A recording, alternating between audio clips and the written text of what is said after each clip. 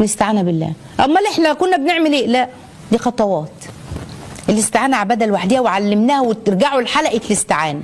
قلنا الاستعانة حال لوحده لوحده. يا رب بستعين بك على التربية دي، بستعين بك على أولاد، اصلحهم يا رب، اكرمهم يا رب، نجيهم يا رب، اجعلهم من مقيم الصلاة يا رب، يخلي جوانا احنا الإيمان والنوايا ويعني الهمة والعزيمة والصبر.